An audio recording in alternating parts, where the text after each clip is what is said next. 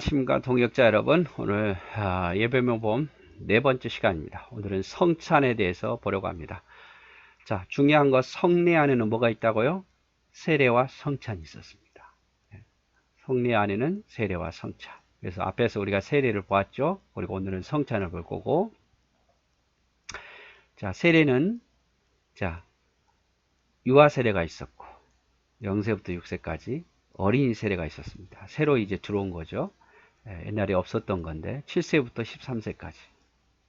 그래서 이 유아 세례나 어린이 세례는 부모의 신앙을 보고 한편만 세례를 받았다든지 아니면 입교인이 되었다든지 아니면 양쪽 다 부모가 세례를 받았다든지 입교인이라든지 그러면 그 부모의 신앙을 보고 아이를 세례를 주는 거예요. 유아 세례.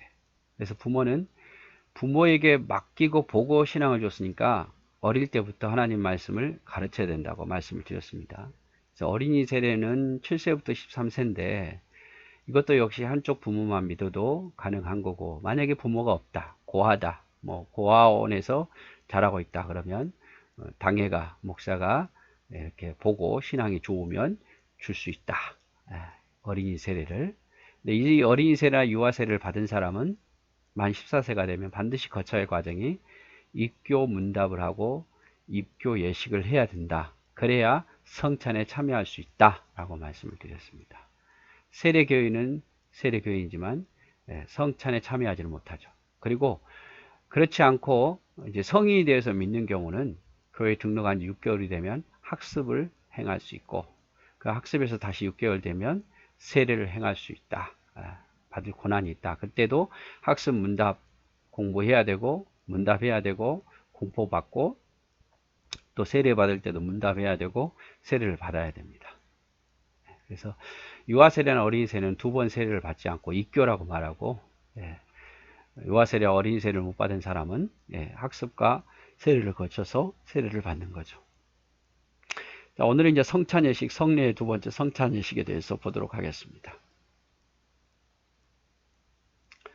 자, 성찬 예식에 참여할 자는 세례를 받았든지 입교인이 되었든지 유아 세례나 어린이 세례를 마치고 입교인이 되었든지 이게 바로 세례교인입니다. 그래서 세례교인 25명 이상 할 때는 이렇게 만 14세가 되고 세례를 받거나 입교인이 됐다면 세례교인의 수가 들어가는 거죠.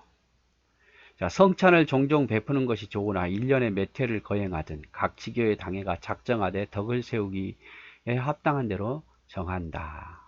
그래서 성찬 예식은 몇 번을 행해도 좋지만 교회가 사정에서 당회가 작정한 대로 하는 게 옳다 이 말이죠. 보통은 2번 합니다. 뭐 더 많이 해도 너무 형식화되고 너무 적게 해도 잊어버리니까 1년에 2번씩 하는데 우리가 코로나 기간 동안에는 대부분 교회들이 다 못했죠. 성찬 예식 세 번째, 교회를 깨닫지 못하는 자와 교회를 부끄럽게 하는 자는 성찬에 참여할 수 없다. 그래서 죄를 지은 자든지 아직도 의미를 모르는 자는 성찬에 참여하지 않는 게 좋다 이 말이죠. 그리고 어린이 세례나 유아 세례를 받은 자가 성찬에 참여하면 안 되겠죠. 입교가 마칠 때까지는. 그래서 어린아이에게 뭐 배고프다고 징징대니까 그걸 막 주고 이래서는 안 돼요, 여러분.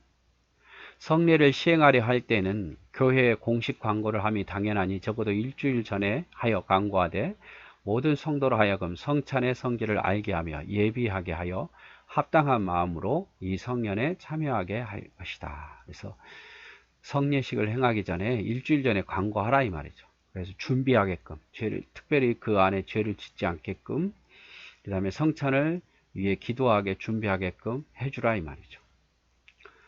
설교를 마친 후에는 목사의 할 일이 이러하니라. 보통 이제 낮예배 때 행하든지 이러면 설교를 다 해요, 먼저.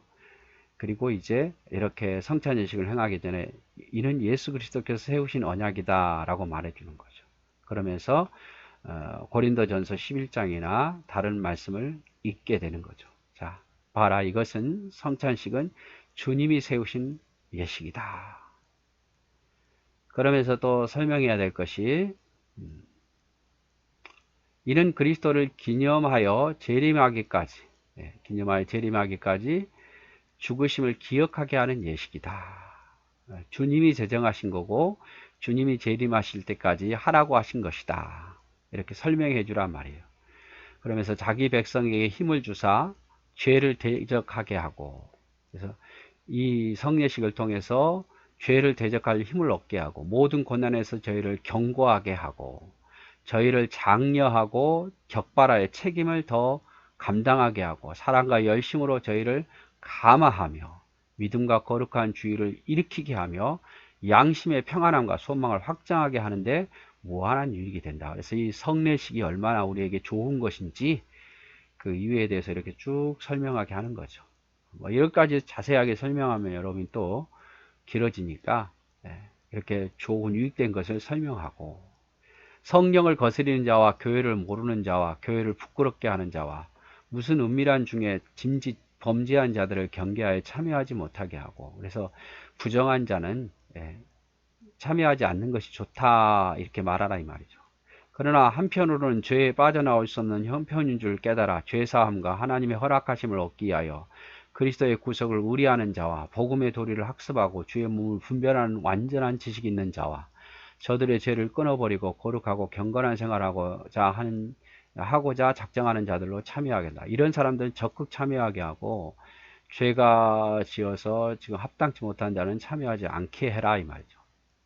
주의 정하신 대로 이 성례는 성도의 연합함을 나타내미니, 목사는 이 예식을 시작하기 전에 참 종교를 신종하는 무리와 다른 예수로 무흠한 입교인으로 이 예식에 참여하게 할 것이요, 세례 교인이더라도 이 예식이 끝까지 특별히 머물러 있으라 함이 좋다. 그래서 참여했으면 중간에 나가지 말고, 떡만 먹고 나가지 말고, 떡과 포도주만 먹지 말고 다 성찬 예배 끝낼까지 참여하라 이 말이에요. 그래서 앞에는 성찬 예식이 얼마나 우리에게 유익한 것인지, 또 뒤에는 누가 참여하고 누가 참여하지 말 것인지를 설명하라 이 말이죠.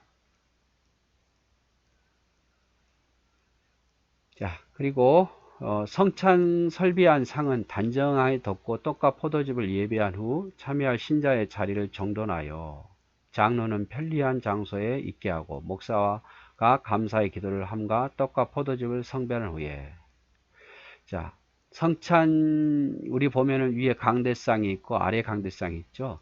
그럼 위에 강대상은 설교하는 데 주로 쓰고, 아래 강대상은 기도석이 아닙니다. 원래 성찬 예식을 행하기 위해서 따로 준비한 것이에요.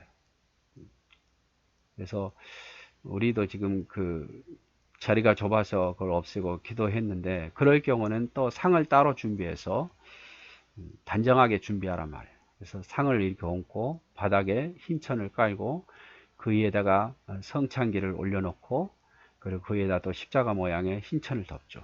이렇게 하라 이 말이죠.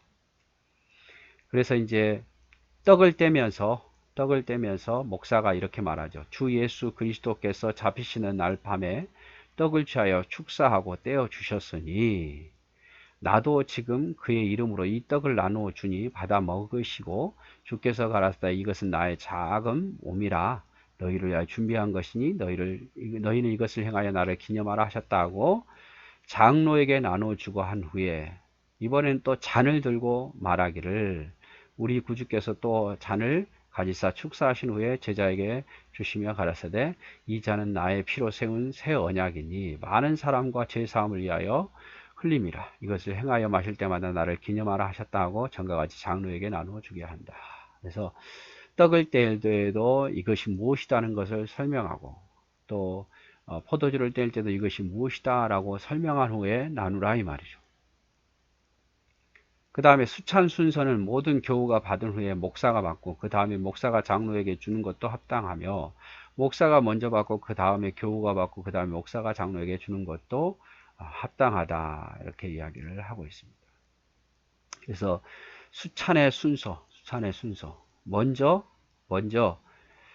이렇게 목사가 먼저 떡이나 잔을 받고, 그 다음에 쭉 교인들에게 장로가 돌리고 한 후에, 그 다음 마지막으로 장로가 떡과 잔을 들 수도 있고, 또 반대로 장로가 먼저 떡과 잔을 받고 성도들이 쭉 돌린 다음에 그 다음에 목사가 마지막으로 떡과 잔을 받는 것도 맞고, 뭐 그거는 교회 사정에 의해서 하라 이 말이죠. 교회 사정에 의해서 하라.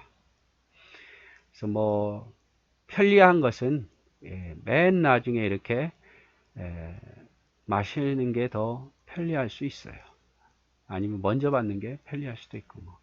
왜냐하면 이게 떡이나 이렇게 오물거리면서 또 말을 계속하기 어렵잖아요. 그래서 편리한 대로 하시면 돼요. 네, 일곱 번째, 신자마다 각각 주로 더불어 약조하는 가운데서 행할지니 이 성찬을 분비하는 동안은 성도는 조용히 묵상하고 감사하며 하나님께 기도해야 된단 말이죠. 막 성찬 예식을 하는데 나 끝났다고 떠들지 말고 묵상하고 기도하고 감사하는 일을 신자들은 해야 된다. 목사는 몇 마디로 성찬에 참여한 회원에게 성찬의 의무를 깨우치도록 권면할 수 있으니 이 예식에서 예수로 말미암아 보여주신 하나님의 은혜와 자기가 하나님의 사랑으로 마땅히 행할 의무를 말하며 저희의 부르심을 입은 바 그 거룩한 직분을 만족해 행하며 저희가 이미 그리스도 예수를 주로 받았으니 마땅히 조심하여 그 안에서 행하며 착한 일을 행하도록 권면함이 좋다. 자, 성찬을 다 끝난 후에는 이제 우리 주님을 위해서 열심히 삽시다. 그리고 더 충성되이 삽시다. 이렇게 권하는 것이 좋다 이 말이죠. 목사가 또한 방청하는 자들에게 권면하는 말도 하여 다음과 같이 주의시키는 것이 좋다. 자, 거기에 또 방청하는 자들이 있잖아요. 세례식을 성찬 예식을 참여하지 못한 방청객들에게도 믿을 본분을 가르치고 그리스도를 순종하지 아니하면 거룩한 예식을 경홀히 여기는 가운데 생활하므로 저희 죄되는 것과 위태한 것을 말하고 권면하여 후일에 성례에 참여할 수 있도록 힘껏 준비하라고 합니다. 여러분도 학습을 받고 세례를 받아서 참여하고 또 죄로 인해서 참여하지 못한 자는 다음에 참여할 때는 죄에 대해서 주의하고 꼭 참여했으면 좋겠다 이런 말을 하라 말이죠. 그 다음에는 목사가 기도하되 성례식 끝난 후에 이렇게 기도하되 이 성례로 말미암아 풍성하신 은혜와 무한한 자비를 하나님께 감사하고 이 예식에 행한 가운데 결점이 된 것이 있으면 이를 용서함을 바라기를 간구하고 저희의 몸과 행실을 받으시기를 위하여 기도하며 성령의 인도로 도와주심을 입어 주 예수 그리스도를 받으며 그 안에서 행하되 저희로 하여금 이미 받은 것을 굳게 잡고 저희의 면류관을 빼앗길 자가 없게 하며 사람 앞에서 저희의 빛을 비추어 사람으로 하여금 저희 선행을 보고 하늘에 계신 저희 아버지께 영광 돌리게 하기를 빌 것이다. 그래서 모든 예식이 끝난 후에 목사가 기도할 때 이런 내용으로 기도하라 이 말이죠. 감사하고 잘못한 것이 있으면 용서하기를 원하고 받은 자가 다 은혜 안에 살기를 기도합니다. 이렇게 하라 말이에요. 빈궁한 자나 혹 그 밖에 영적인 사업을 위하여 이때 헌금하되 그 순서는 당회의 결정을 한다. 자, 이런 예식이 끝난 다음에 빈궁한 자를 위해서 영적 사업을 위해서 헌금하는 시간을 가질 수도 있고 안 가질 수 있죠. 이건 당회가 결정해야 된다. 당회. 그래서 뭐 예배 시간 안에 헌금 외에 또 다른 헌금을 한다 이 말이죠. 자, 그 다음에는 시와 찬송을 부르고 아래와 같이 축복기도나 혹은 다른 축복기도로 폐한다. 성례식을 할 때 아래와 같이 폐한다. 양의 큰 목자 되신 우리 주 예수를 영원한 언약의 피로 죽은 자 가운데서 이끌어내신 평강을 주신 하나님이 모든 착한 일에 너희를 위하여 완전하게 하여 자기의 뜻을 행하시게 하시고 그 앞에서 즐거움을 예수 그리스도로 말미암아 우리의 마음에 이루시기를 원하노라. 영광을 세세에 돌릴지어다. 아멘. 축복 기도도 이렇게 한다. 어떤 지방교회는 성찬을 베풀기 위해 금식을 행하는 습관도 있으니 이와 같이 때에는 주일 외에 토요일과 오일에 두세 목사를 청하여 강도를 해집하여 큰 은혜를 받는 일이 많고 목사들이 더욱 친밀히 연합하면 힘이 나나니 이와 같이 하는 것을 옳지 않다 아니하고 원하는 대로 그 풍속을 따라 하라. 자, 어떤 교회들은 성찬 예식을 베풀기 전에 금식 기도를 먼저 일주일 동안 뭐 한다든지 아침 금식 한다든지 이런 일도 있고 어떤 때는 또 주일 외에 집회를 열어서 마음을 좀 불러일으키는 때도 있다 이 말이에요. 이런 것은 좋은 것이다. 할 수만 있으면 하라 이 말이에요. 성찬 예식을 행하기 전에. 그래서 오늘은 이제 성찬 예식에 대해서 보았습니다. 성찬 예식은 세례교인이나 입교인이 되어야 된다는 거. 유아 세례나 어린이 세례를 받은 자는 입교인이 하기 전까지는 안 된다는 거 꼭 기억하시고, 그리고 죄 있는 자는 참여하지 않는 것이 좋고, 어린이라고 막 보챈다고 막 나누어주고 그러지 말라. 말씀을 드렸습니다. 예, 오늘은 성찬 예식에 대해서 같이 보았습니다. 예, 감사합니다.